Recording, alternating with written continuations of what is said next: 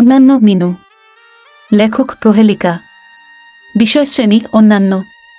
মা। ও মা। কি রে, তখন থেকে ম্যাঁ করে মাথা খাচ্ছিস কেন?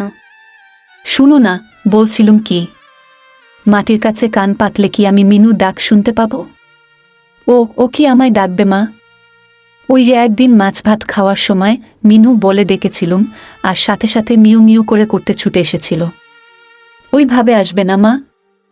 এই দেখো দেখো, মেয়ের কাণ্ড, মাটি লাগছে যে গালে। উঠে আয়, নোংরা হয়ে গেলি তো। তাহলে মিনু কিভাবে মাটির নিচে শুয়ে আছে মা? ওর তো সারা শরীরেই মাটি লেগে গিয়েছে। ওকে তুলো না মা, আমি গোসল করাবো।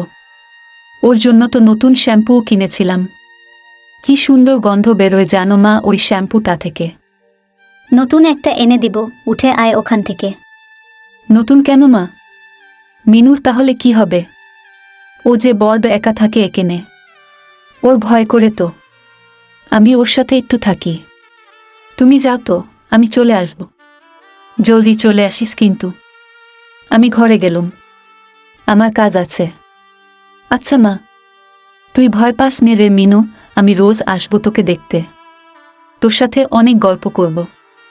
তুই জানিস আজ বড় পিসি এসেছিল। ইয়া বড় একটা মাছ নিয়ে এনেছে। আমি তুই দুজন মিলে খাবো। আসবি তো? রাতের বেলা মা মাছ রান্না করলো। আমি, বাবা, মা খেতে বসলাম। আমি ভাতগুলো হাত দিয়ে গুনছিলাম আর মিনুর অপেক্ষা করছিলাম। আমার ছোট্ট মন মিনুকে ছাড়া খেতে চাচ্ছিল না। কখন যে আসবে এই ভেবে ভেবে ভাত নাড়াচাড়া করছিলাম আঙুল দিয়ে।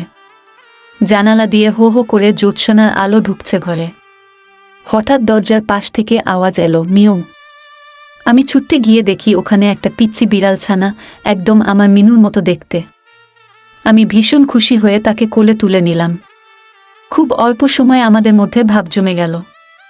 এখন আমাদের পরিবারে নতুন সদস্য যোগ হলো। আমি তার নাম দিলাম জুনিয়র মিনু। তবে এখনও আমি প্রতি সপ্তাহে মিনুর কবরে ফুল দিয়ে আসি।